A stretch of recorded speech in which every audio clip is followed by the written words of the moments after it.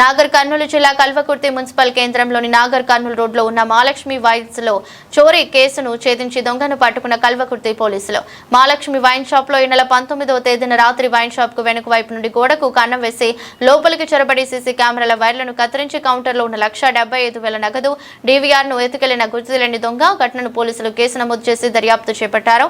కేసుకు సంబంధించి clues team ఆధారంగా వాహనాల తనిఖీలో భాగంగా అనుమానితంగా చిమ్ములు మల్లికార్జున్ రెడ్డిని అధీనంలోకి తీసుకుని విచారించగా నేరాన్ని అంగీకరించాడని మీడియా సమావేశంలో కల్వకుర్తి డీఎస్పీ వెంకటరెడ్డి తెలిపారు. చోరీకి పాల్పడిన చిమ్ముల మల్లికార్జున్ రెడ్డి అలియాస్ చిన్న కల్వకుర్తి గాంధీనగర్లో నివాసం ఉంటున్నాడని, ఇతనికి గతంలో నేర చరిత్ర ఉందని తెలిపారు. ఇక సుత్తి కటింగ్ ప్లేయర్ దొంగతనానికి ఉపయోగించిన స్వాధీనం చేసుకున్నారు.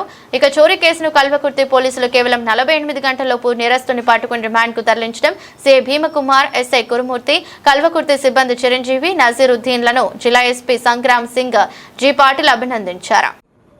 రాత్రి మరి 20వ తారీఖు మధ్యలో మహాలక్ష్మి వైన్స్లో నాగర్ కర్నూలులో ఉన్నటువంటి వైన్స్లో వెనుక నుంచి కన్నం చేసి దానికి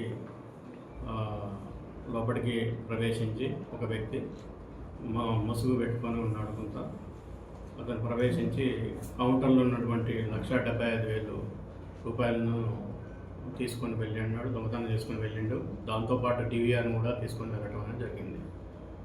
దాంట్లో మాకు క్లూస్ ద్వారా మేము ప్రయత్నం చేసి చిమ్ముల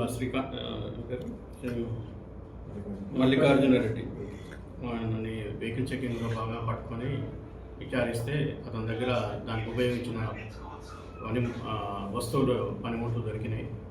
దాంతోపాటు ఆ ఇంటి దగ్గర 1,75,000 మరియు ఈ డివిఆర్ను స్వాధీనం చేసుకొని నిన్ను అరెస్ట్ చేసి పంపడం అనేది జరిగింది.